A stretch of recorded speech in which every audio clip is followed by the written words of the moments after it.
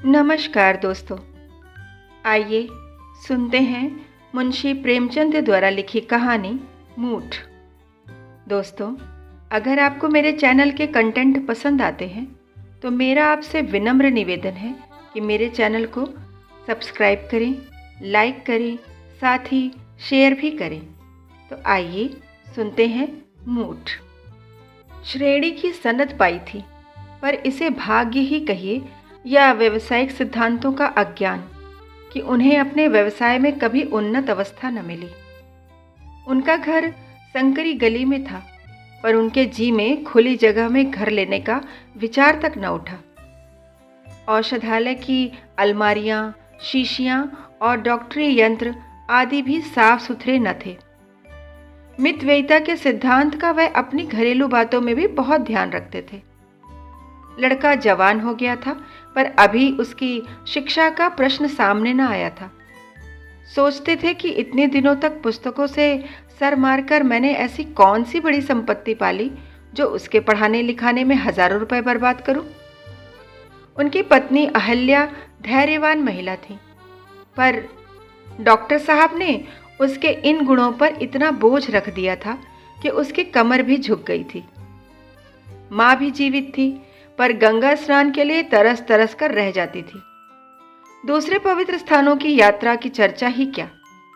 इस क्रूर मितव्ययिता का परिणाम यह था कि इस घर में सुख और शांति का नाम न था। अगर कोई मद फुटकल थी तो वह बुढ़िया मेहरी जगिया थी। उसने डॉक्टर साहब को गोद में खिलाया था और उसे इस घर से ऐसा प्रेम हो गया था कि सब प्रकार की कठिनाइयां झेलती थी, पर टलने का नाम न लेती थी। डॉक्टर साहब डॉक्टरी आय की कमी को कपड़े और शक्कर के कारखानों में हिस्से लेकर पूरा करते थे। आज संयोगवश बंबई के कारखाने ने उनके पास वार्षिक लाभ के 750 रुपये भेजे। डॉक्टर साहब ने बीमा खोला, नोट गिने, डाकिये को विदा किया, पर डाकिये के पास रुपए अधिक थे। बोझ से दबा जाता था। बोला, हुजूर, रुपए ले लें और मुझे नोट दे दें तो बड़ा एहसान हो, बोझ हल्का हो जाए। डॉक्टर साहब डाकिये को प्रसन्न रखा करते थे, उन्हें मुफ्त दवाइयाँ दिया करते थे। सोचा कि हाँ, मुझे बैंक जाने के लिए तांगा मंगाना ही पड़ेगा, क्यों ना बिन कौड़ी के उपकार वाले सिद्धांत से काम लूं। रुपए गिनकर एक थैली में रख दिए और सोच ही रहे थे कि चलूं उन्हें बैंक में रखता आऊं कि एक रोगी ने बुला भेजा। ऐसे अवसर यहाँ कदाचित ही आते थे। यद्यपि डॉक्टर साहब को बक्स पर भरोसा न था, पर विवश होकर थैली बक्स में रखी और रोगी को देखने चले गए। वहां से लौटे तो 3 बज चुके थे। बैंक बंद हो चुका था।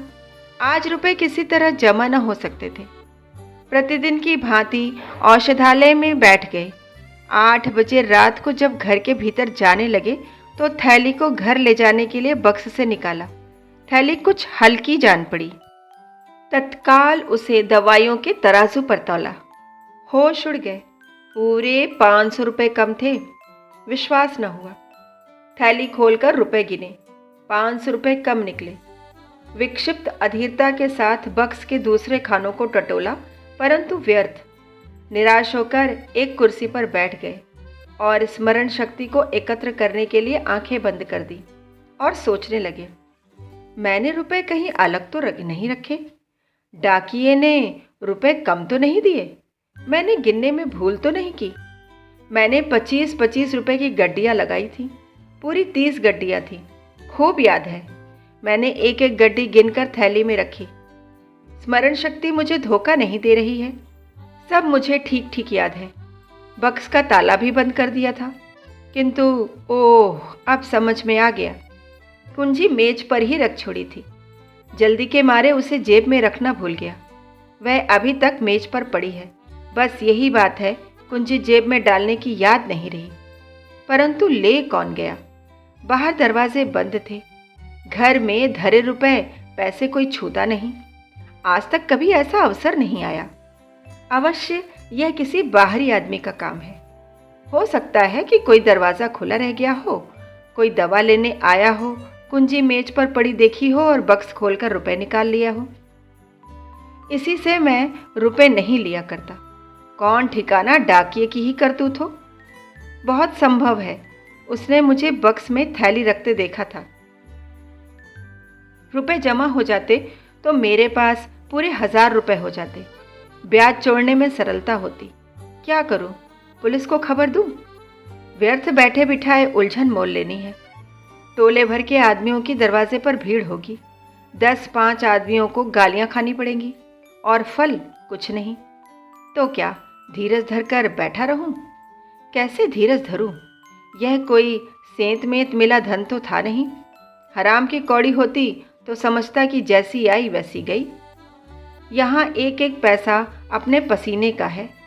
मैं जो इतनी मितव्ययता से रहता हूँ, इतने कष्ट से रहता हूँ, कंजूस प्रसिद्ध हूँ, घर के आवश्यक व्यय में भी काट छांट करता हूँ। क्या इसीलिए कि इस किसी उचक्के के लिए मनोरंजन का सामान जुटाऊं? मुझे रेशम से घृणा नहीं, न मेवे ही अरुचिकर हैं, न अजीर्ण का रोग है कि मलाई खाऊं और अपच हो जाए, न आंखों में दृष्टि कम है कि थिएटर और सिनेमा का आनंद न उठा सकूं।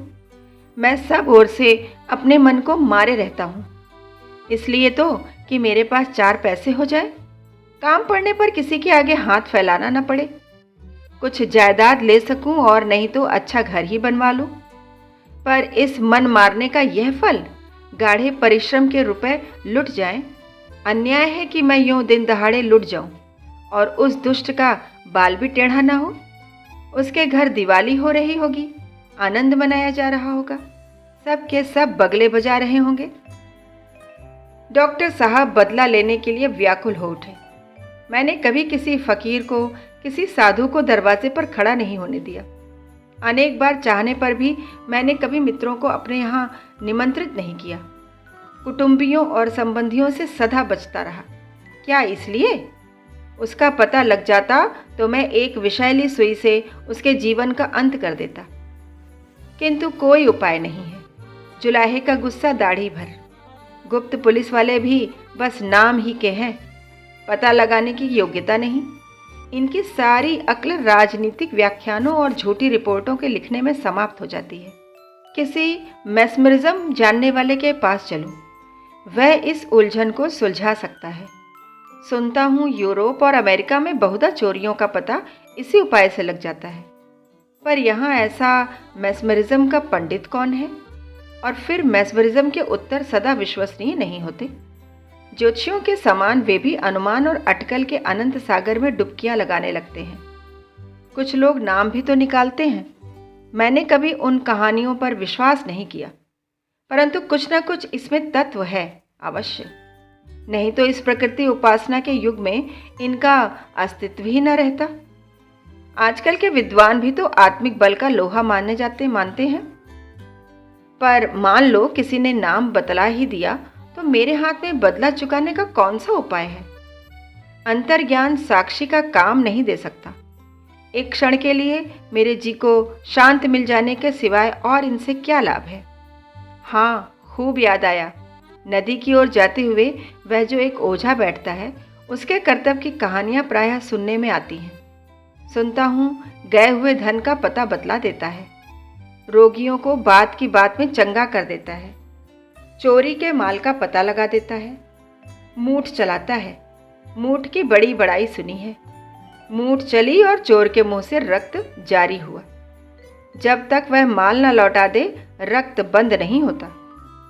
जब तक वह माल न लौटा दे रक्त बंद नहीं होता। यह निशाना बैठ जाए तो मेरी हार्दिक इच्छा पूरी हो जाए। मुंह मांगा फल पाऊंगा, रुपए भी मिल जाए, चोर को शिक्षा भी मिल जाए। उसके यहाँ सदा लोगों की भीड़ लगी रहती है। इसमें कुछ कर्तव्य न होता तो इतने लोग क्यों जमा होते? उसकी मुखाकृति से एक प्रतिभा बरसती है। आजकल के शिक्षित लोगों को तो इन बातों पर विश्वास नहीं है, पर नीच और मूर्ख मंडली में उसकी बहुत चर्चा है। भूत प्रेत आदि की कहानियां प्रतिदिन ही सुना करता हूँ। क्यों ना उसी ओझा के पास चलूं? मान लो कोई लाभ ना हुआ तो हानि ही क्या हो जाएगी। जहां 500 गए हैं 2-4 रुपए का खून और सही। यह समय भी अच्छा है। भीड़ कम होगी, चलना चाहिए। जी में यह निश्चय करके डॉक्टर साहब उस ओझे के घर की ओर चले। जाड़े की रात थी, 9 बज गए थे। रास्ता लगभग बंद हो गया था। कभी कभी घरों से रामायण की ध्वनि कानों में आ जाती थी। कुछ देर के बाद बिल्कुल सन्नाटा हो गया। रास्ते के दोनों ओर हरे भरे खेत थे। सियारों का हुआना सोना पड़ने लगा। जान पड़ता है इनका दल कहीं पास ही है। डॉक्टर साहब को प्रायः दूर से इनका सुरीला स्वर सुनने का सौभाग्य हुआ था, पास से सुनने का नहीं। इस समय इस सन्नाटे में और इतने पास से उनका चीखना सुनकर उन्हें डर लगा। कई बार अपनी छड़ी धरती पर पटकी, पैर धमधमाए। सियार बड़े डरपोक होते हैं, आदमी के पास नहीं आते। पर फिर संदेह हुआ कहीं इनमें कोई पागल हो तो उसका काटा तो बचता ही नहीं। यह संदेह होते ही कीटाणु, बैक्टीरिया, पास्टर, इंस्टीट्यूट और कसौली की याद उनके मस्तिष्क में चक्कर काटने लगी। वह जल्दी जल्दी पैर बढ़ाए चले जाते थे। एकाएक जी में विचार उठा, कहीं मेरे ही घर में किसी ने रुपए उठा लिए हों तो। वे तत्काल ठिठक गए, पर एक ही क्षण में उन्होंने इसका भी निर्णय कर लिया। क्या हर्ज है, घर वालों को तो और भी कड़ा दंड मिलना चाहिए। चोर की मेरे साथ सहानुभूति नहीं हो सकती, पर घर वालों की सहानुभूति का मैं अधिकारी हूँ। उन्हें जानना चाहिए कि मैं जो कुछ करता हूँ उन्हीं के लिए करता हूँ। रात दिन मरता हूँ तो उन्हीं के लिए मरता हूँ। यदि इस पर भी वे मुझे यूं धोखा देने के लिए तैयार हों तो उनसे अधिक कृतज्ञ, उनसे अधिक अकृतज्ञ, उनसे अधिक निर्दय और कौन होगा। उन्हें और भी कड़ा दंड मिलना चाहिए, इतना कड़ा, इतना शिक्षाप्रद कि फिर कभी किसी को ऐसा करने का साहस न हो। अंत में वे ओझे के घर के पास जा पहुंचे। लोगों की भीड़ न थी। उन्हें बड़ा संतोष हुआ। हाँ, उनकी चाल कुछ धीमी पड़ गई। फिर जी में सोचा, कहीं यह सब ढकोसला ही ढकोसला हो तो व्यर्थ लज्जित होना पड़े। जो सुने मूर्ख बनाए। कदाचित ओझा ही मुझे तुच्छ बुद्धि समझे, पर अब तो आ गया। यह तजर्बा भी हो जाए, और कुछ न होगा तो जांच ही सही। ओझा का नाम बुद्धू था। लोग चौधरी कहते थे। जाति का चमार था। छोटा सा घर और वह भी गंदा। छप्पर इतनी नीची थी कि झुकने पर भी सिर में टक्कर लगने का डर लगता था। दरवाजे पर एक नीम का पेड़ था, उसके नीचे एक चौरा। नीम के पेड़ पर एक झंडी लहराती थी। चौरा पर मिट्टी के सैकड़ों हाथी सिंदूर से रंगे हुए खड़े थे। कई लोहे के नोकदार त्रिशूल भी गड़े थे, जो मानो इन मंदगति हाथियों के लिए अंकुश का काम दे रहे थे। 10 बजे थे।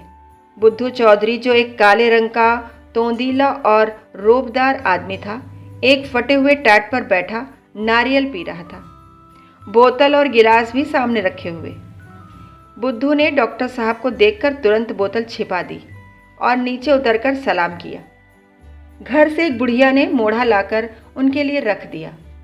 डॉक्टर साहब ने कुछ झेपते हुए सारी घटना कह सुनाई। बुद्धू ने कहा, हुजूर, यह कौन बड़ा काम है। अभी इसी इतवार को दरोगा जी की घड़ी चोरी हो गई थी। बहुत कुछ तहकीकात की, पता न चला। मुझे बुलाया, मैंने बात की बात में पता लगा दिया। 5 रुपए इनाम दिए। कल की बात है। जमादार साहब की घोड़ी खो गई थी। चारों तरफ दौड़ते फिरते थे। मैंने ऐसा पता बता दिया कि घोड़ी चरती हुई मिल गई। इसी विद्या की बदौलत हुजूर हुक्काम सभी मानते हैं।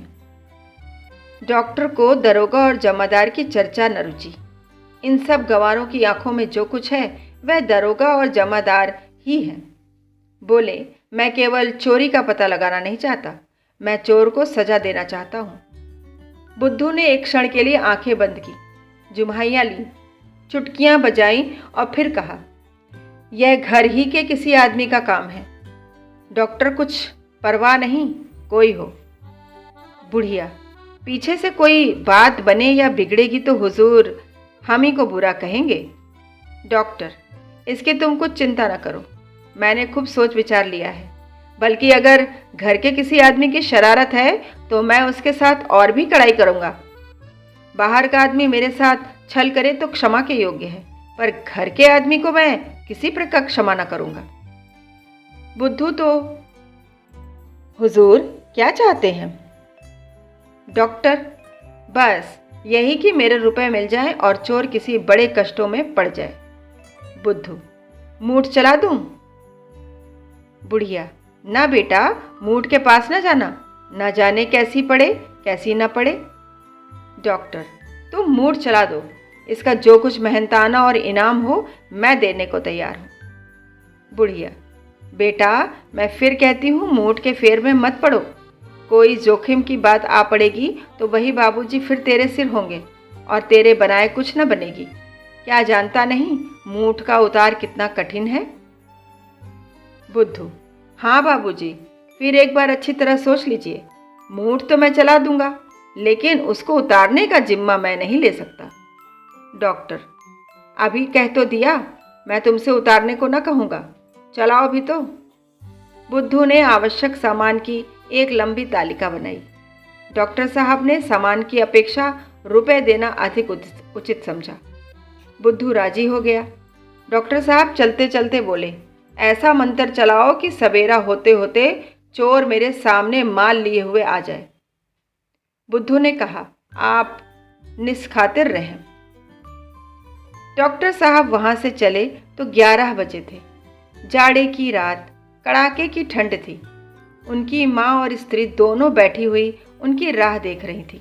उन्होंने जी को बहलाने के लिए बीच में एक अंगीठी रख ली थी, जिसका प्रभाव शरीर की अपेक्षा विचार पर अधिक पड़ता था। यहाँ कोयला विलासय पदार्थ समझा जाता था। बुढ़िया मेहरी जगिया वहीं फटा टाट का टुकड़ा ओढ़े पड़ी थी।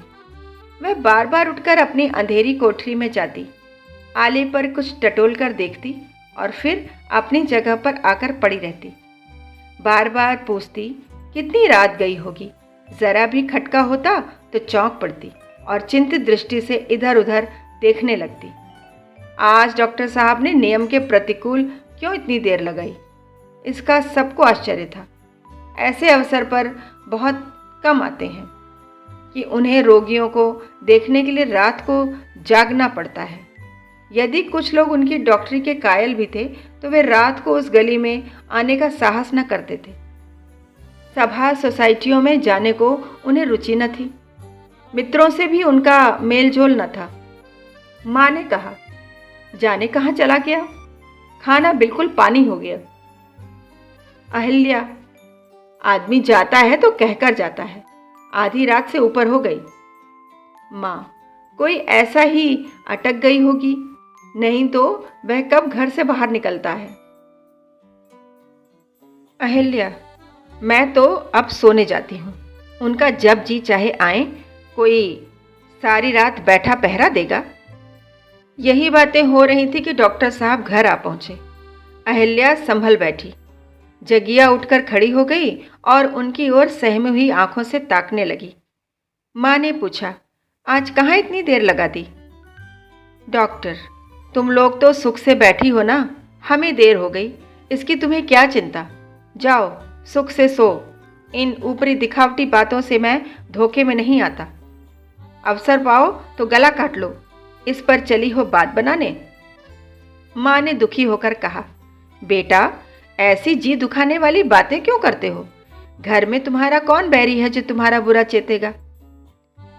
डॉक्टर, मैं किसी को अपना मित्र नहीं समझता, सभी मेरे बैरी हैं, मेरे प्राणों के ग्राहक हैं। नहीं तो क्या आंख ओझल होते ही मेरी मेज से 500 रुपये उड़ जाए? दरवाजे बाहर से बंद थे, कोई गैर आया नहीं, रुपए रखते ही उड़ गए। जो लोग इस तरह मेरा गला काटने पर उतारू हों, उन्हें क्यों कर अपना समझो? मैंने खूब पता लगा लिया है, अभी एक ओझा के पास चला ही आ रहा हूँ। उसने साफ कह दिया कि घर के ही किसी आदमी का काम है। अच्छी बात है, जैसी करनी वैसी भरनी। मैं भी बता दूंगा कि मैं अपने बैरियों का शुभचिंतक नहीं हूँ। यदि बाहर का आदमी होता तो कदाचित मैं जाने भी देता, पर जब घर के आदमी जिनके लिए रात दिन चक्की पीसता हूँ मेरे साथ ऐसा छल करें तो वे इसी योग्य हैं कि उनके साथ जरा भी रियायत न की जाए। देखना सवेरे तक चोर की क्या दशा होती है। मैंने ओझा से मूठ चलाने को कह दिया है। मूठ चली और उधर चोर के प्राण संकट में पड़े। जगिया घबरा कर बोली, भैया मूठ में जान जोखम है। डॉक्टर, चोर की यही सजा है। जगिया, किस ओझे ने चलाया है? डॉक्टर, बुद्धू चौधरी ने।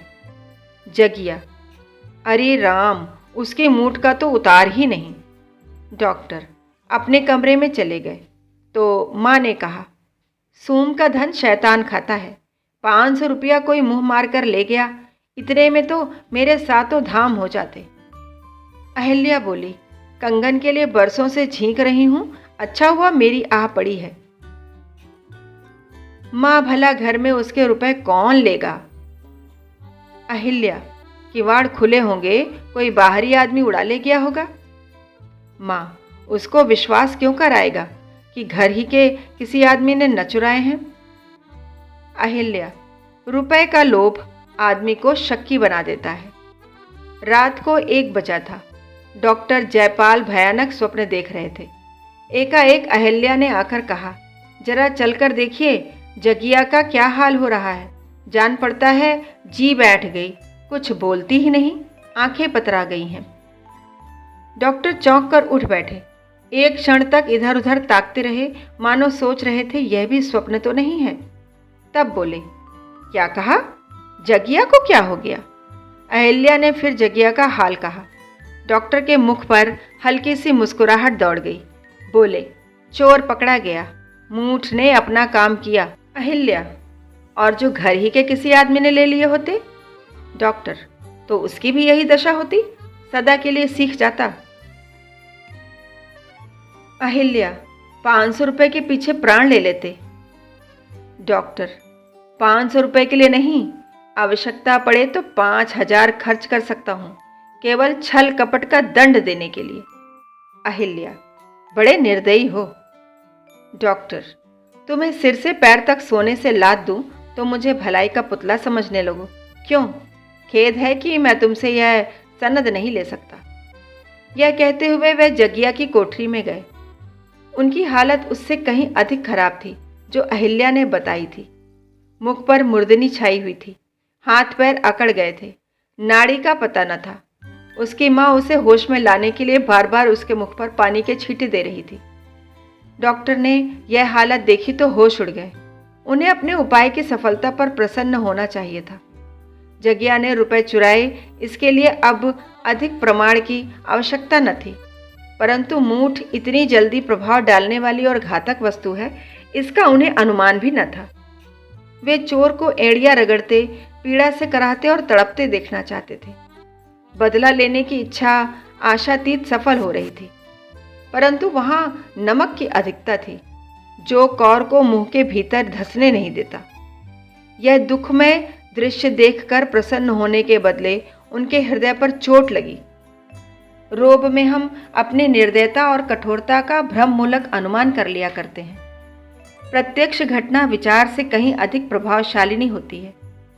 रणस्थल का विचार कितना कवित्वमय होता है, युद्धावेश का काव्य कितनी गर्मी उत्पन्न करने वाला है। तुरंत कुचले हुए शव के कटे हुए अंग प्रत्यंग देखकर कौन मनुष्य है जिसे रोमांच न हो आवे?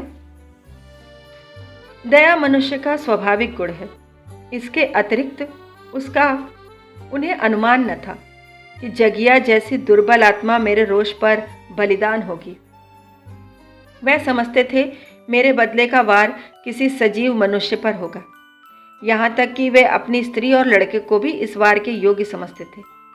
पर मरे को मारना, कुचले को कुचलना उन्हें अपना प्रतिघात मर्यादा के विपरीत जान पड़ा। जगिया का यह काम क्षमा के योग्य था। जिसे रोटियों के लाले हों, कपड़ों को तरसे, जिसकी आकांक्षा का भवन सदा अंधकार में रहा हो, जिसकी इच्छाएं कभी पूरी न हुई हों, उसकी नीयत बिगड़ जाए तो आश्चर्य की बात नहीं। वे तत्काल औषधालय में गए।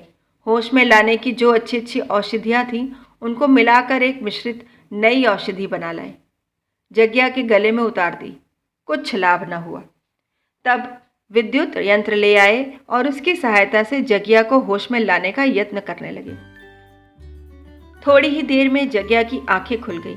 उसने सहमी हुई दृष्टि से डॉक्टर को देखा, जैसे लड़का अपने अध्यापक की छड़ी की ओर देखता है, और उखड़े हुए स्वर में बोली, हाय राम, कलेजा फूंका जाता है। अपने रुपए ले ले, आले पर एक हांडी है, उसी में रखे हुए हैं। मुझे अंगारों से मत जला, मैंने तो यह रुपए तीर्थ करने के लिए चुराए थे। क्या तुझे तरस नहीं आता? मुट्ठी भर रुपयों के लिए मुझे आग में जला रहा है। मैं तुझे ऐसा काला न समझती थी। हाय राम। यह कहते कहते वह फिर मूर्छित हो गई। नाड़ी बंद हो गई, होठ नीले पड़ गए, शरीर के अंगों में खिंचाव होने लगा। डॉक्टर ने दीन भाव से अहिल्या की ओर देखा और बोले, मैं तो अपने सारे उपाय कर चुका, अब इसे होश में लाना मेरे सामर्थ्य के बाहर है। मैं क्या जानता था कि यह अभागी मूठ इतनी घातक होती है। कहीं इसकी जान पर बन गई तो जीवन भर पछताना पड़ेगा। आत्मा की ठोकरों से कभी छुटकारा न मिलेगा। क्या करूं, बुद्धि कुछ काम नहीं करती। अहिल्या, सिविल सर्जन को बुलाओ, कदाचित वह कोई अच्छी दवा दे दे। किसी को जानबूझकर आग में ढकेलना न चाहिए। डॉक्टर, सिविल सर्जन इससे अधिक और कुछ नहीं कर सकता जो मैं कर चुका। हर घड़ी इसकी दशा और गिरती जाती है। न जाने हत्यारे ने कौन सा मंत्र चला दिया। उसकी माँ मुझे बहुत समझाती रही, पर मैंने क्रोध में उसकी बातों का जरा भी परवाह न की। माँ, बेटा तुम उसी को बुलाओ जिसने मंत्र चलाया है। पर क्या किया जाएगा, कहीं मर गई तो हत्या सिर पर पड़ेगी, कुटुंब को सदा सताएगी।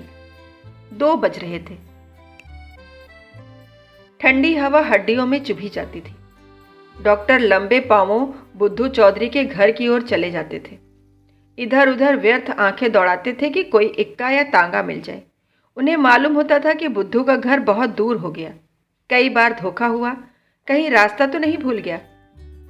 कई बार इधर आया हूं, यह बाग तो कभी नहीं मिला। लेटर बॉक्स भी सड़क पर कभी नहीं दिखा। यह पुल तो कदापि न था। अवश्य राह भूल गया, किससे पूछूं? वे अपनी स्मरण शक्ति पर झुंझलाए और उसी ओर थोड़ी दूर तक दौड़े। पता नहीं दुष्ट इस समय मिलेगा भी या नहीं। शराब में मस्त पड़ा होगा। कहीं इधर बेचारी चल न बसी हो। कोई बार इधर उधर घूम जाने का विचार हुआ, पर अंतः प्रेरणा ने सीधी राह से हटने न दिया। यहां तक कि बुद्धू का घर दिखाई पड़ा। डॉक्टर जयपाल की जान में जान आई। बुद्धू के दरवाजे पर जाकर जोर से कुंडी खटखटाई। भीतर से कुत्ते ने असभ्यतापूर्ण उत्तर दिया, पर किसी आदमी का शब्द न सुनाई दिया। फिर जोर जोर से किवाड़ खटखटाते हुए कुत्ता और भी तेज पड़ा। बुढ़िया की नींद टूटी। बोली, यह कौन इतनी रात गए किवाड़ तोड़े डालता है? डॉक्टर, मैं हूं जो कुछ देर हुई तुम्हारे पास आया था। बुढ़िया ने बोली पहचानी। समझ गई, इनके घर के किसी आदमी पर विपत पड़ी, नहीं तो इतनी रात गए क्यों आते। पर अभी तो बुद्धू ने मूठ चलाई नहीं, उसका असर क्यों कर हुआ? समझाती थी तब ना माने। खूब फंसे। उठकर कुप्पी जलाई और उसे लिए बाहर निकली। डॉक्टर साहब ने पूछा, बुद्धू चौधरी सो रहे हैं, जरा उन्हें जगा दो। बुढ़िया, न बाबूजी, इस वक्त मैं न जाऊंगी और न जगाऊंगी, मुझे कच्चा ही खा जाएगा। रात को लाड साहब भी आवे तो नहीं उठता। डॉक्टर साहब ने थोड़े शब्दों में पूरी घटना कह सुनाई और बड़ी नम्रता के साथ कहा कि बुद्धू को जगा दीजिए। इतने में बुद्धू अपने ही आप बाहर निकल आया और आंखें मलता हुआ बोला, कहिए बाबूजी, क्या हुक्म है? बुढ़िया ने चिढ़कर कहा, तेरी नींद आज कैसे खुल गई? मैं जगाने गई होती तो मारने उठता। डॉक्टर, मैंने सब माजरा बुढ़िया से कह दिया है, इसी से पूछो। बुढ़िया, कुछ नहीं, तूने मूठ चलाई थी, रुपए इनके घर की मेहरीन ने लिए हैं, अब उसका अब तब हो रहा है।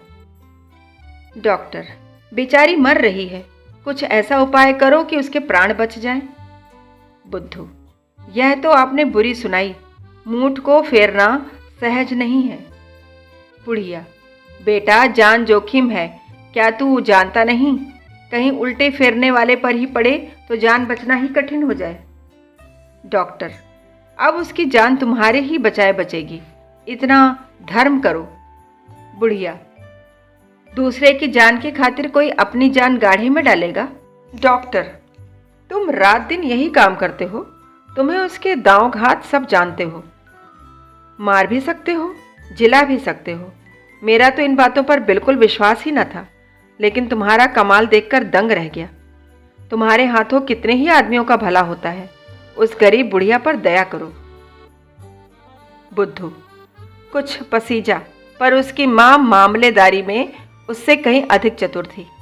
डरी कहीं यह नरम होकर मामला बिगाड़ न दे। उसने बुद्धू को कुछ कहने का अवसर न दिया। बोली, यह तो सब ठीक है, पर हमारे भी बाल बच्चे हैं। न जाने कैसी पड़े कैसी न पड़े, वह हमारे सिर आवेगी। आप तो अपना काम निकाल कर अलग हो जाएंगे। मूठ फेरना हंसी नहीं है। बुद्धू: हाँ बाबूजी, काम बड़े जोखिम का है। डॉक्टर: काम जोखिम का है तो मुफ्त तो नहीं करवाना चाहता। बुढ़िया: आप बहुत दोगे, 150 रुपये देंगे, इतने में हम कै दिन तक खाएंगे। मूठ फेरना, सांप के बिल में हाथ डालना है, आग में कूदना है। भगवान की ऐसी निगाह हो तो जान बचती है। डॉक्टर: तो माता जी, मैं तुमसे बाहर तो नहीं होता हूँ, जो कुछ तुम्हारी मर्जी है वह कहो। मुझे तो उस गरीब की जान बचानी है। यहाँ बातों में देर हो रही है, वहाँ मालूम नहीं उसका क्या हाल होगा। बुढ़िया: देर तो आप ही कर रहे हैं। आप बात पक्की कर दें तो यह आपके साथ चला जाए। आपकी खातिर यह जोखिम अपने सिर ले रही हूँ। दूसरा होता तो झट इनकार कर जाता। आपके मुलाजे में पड़कर जानबूझकर जहर पी रही हूँ। डॉक्टर साहब को एक क्षण 1 वर्ष जान पड़ रहा था। बुद्धू को उसी समय अपने साथ ले जाना चाहते थे। कहीं उसका दम निकल गया तो यह जाकर क्या बनाएगा। उस समय उनकी आंखों में रुपए का कोई मूल्य न था। केवल यही चिंता थी कि जगिया मौत के मुंह से निकल आए। जिस रुपए पर वह अपनी आवश्यकताएं और घर वालों की आकांक्षाएं निछावर करते, उसे दया के आवेश में बिल्कुल तुच्छ बना दिया था। बोले, तुम ही बतलाओ अब मैं क्या कहूँ, पर जो कुछ कहना हो झटपट कह दो। बुढ़िया: अच्छा तो 500 रुपये दीजिए, इससे कम में काम ना होगा। बुद्धू ने माँ की ओर आश्चर्य से देखा और डॉक्टर साहब मूर्छित से हो गए। निराशा से बोले, इतना मेरे बूते के बाहर है। जान पड़ता है उसके भाग्य में मरना ही बदा है। बुढ़िया: तो जाने दीजिए, हमें अपनी जान भार थोड़े ही है। हमने तो आपके मुलाहिस के से इस काम का बीड़ा उठाया था। जाओ बुद्धू, सो। डॉक्टर: बूढ़ी माता, इतनी निर्दयता न करो। आदमी का काम आदमी से निकलता है। बुद्धू: नहीं बाबूजी, मैं हर तरह से आपका काम करने को तैयार हूँ। इसने 500 कहे, आप कुछ कम कर दीजिए। हाँ, जोखिम का ध्यान रखिएगा। बुढ़िया: तू जाके सोता क्यों नहीं? इन्हें रुपए प्यारे हैं तो क्या तुझे अपनी जान प्यारी नहीं है? कल को लहू थूकने लगेगा तो कुछ बनाएगा ना बनेगी। बाल बच्चों को किस पर छोड़ेगा? है घर में कुछ? डॉक्टर साहब ने संकोच करते हुए 250 रुपये कहे। बुद्धू राजी हो गया। मामला तय हुआ। डॉक्टर साहब उसे लेकर और चले। उन्हें ऐसी आत्मिक प्रसन्नता कभी न मिली थी। हारा हुआ मुकदमा जीतकर अदालत से लौटने वाला मुकदमेबाज भी इतना प्रसन्न न होगा। लपके चले जाते थे। बुद्धू से बार बार तेज चलने को कहते। घर पहुंचे तो जगिया को बिल्कुल मरने के निकट पाया। जान पड़ता था यही सांझ अंतिम सांस है। उनकी माँ और स्त्री दोनों आंसू भरे निराश बैठी थी। बुद्धू को दोनों ने विनम्र दृष्टि से देखा। डॉक्टर साहब के आंसू भी न रुक सके। जगिया की ओर झुके तो आंसू की बूंदें कुछ मुरझाए हुए पीले मुंह पर टपक पड़ी। स्थिति ने बुद्धू को सजग कर दिया। बुढ़िया के देह पर हाथ रखते हुए बोला, बाबूजी, अब मेरा किया कुछ नहीं हो सकता। यह दम तोड़ रही है।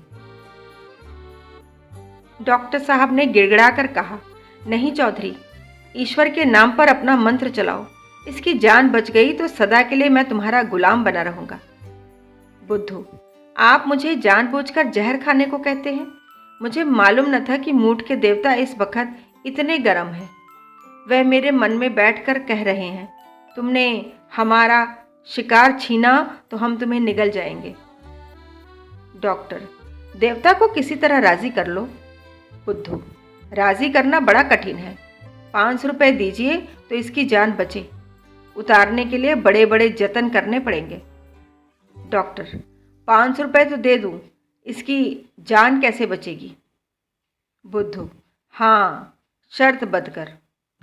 डॉक्टर साहब बिजली की तरह लपक कर अपने कमरे में आ गए और 500 रुपये की थाली लाकर बुद्धू के सामने रख दी। बुद्धू ने विजय की दृष्टि से थैली को देखा, फिर जगिया का सर अपनी गोद में रखकर उस पर हाथ फेरने लगा। कुछ बुदबुदाकर छू छू करता जाता था। एक क्षण में उसकी सूरत डरावनी हो गई, लपटे से निकलने लगी, बार बार अंगड़ाइयाँ लेने लगा। इसी दशा में एक बेसुरा गाना आरंभ किया, पर हाथ जगिया के सिर पर ही था।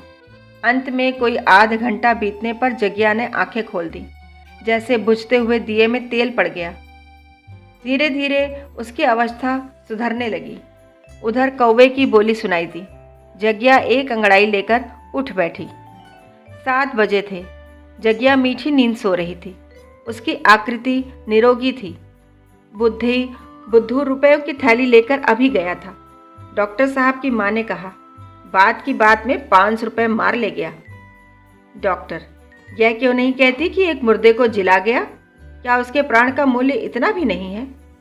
माँ, देखो आले पर 500 रुपये हैं या नहीं?